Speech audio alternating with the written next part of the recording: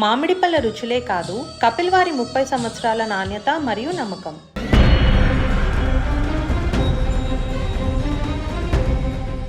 Cyber నేరగాళ్లు గోతికాడి నక్కల్లా కాచుకుని కూర్చున్నారు. మోసానికి కాదేది అనర్హం అన్నట్టు ఏ అంశాన్ని వదలడం లేదు. తాజాగా పెహల్గాం ఉగ్రదాడిని కూడా క్యాష్ చేసుకోవాలని చూస్తున్నారు.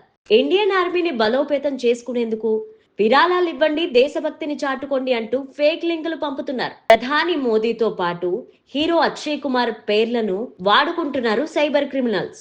మీకు ఇలాంటి లింకులు వస్తున్నాయా? తస్మాత్ జాగ్రత్త.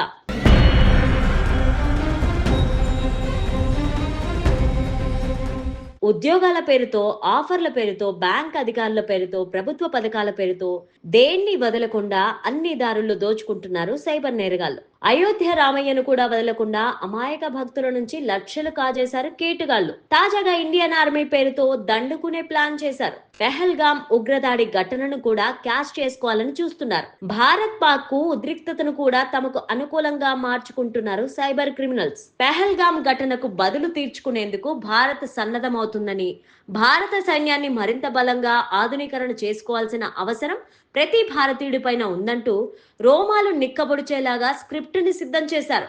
ఇందుకోసం భారత ప్రభుత్వం విరాళాలు సేకరిస్తోంది అంటూ సోషల్ మీడియాలో ప్రచారం చేస్తున్నారు.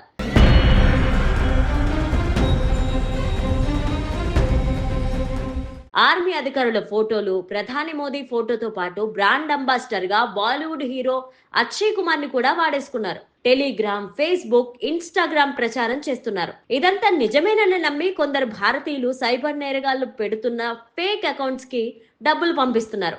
దేశం కోసం ప్రాణాలు అర్పించే సైన్యాన్ని బలోపేతం చేయడానికి విరాళాలు ఇవ్వండి, సైనికుల పట్ల దేశభక్తిని చాటుకోండి, సైనికుల కోసం రోజుకు ₹1 ఇచ్చినా ఒక్క రోజే 140 కోట్ల రూపాయలు మనం భారత సైన్యానికి ఇచ్చిన వాళ్ళం అవుతామంటూ కూడా ప్రచారం చేస్తున్నారు.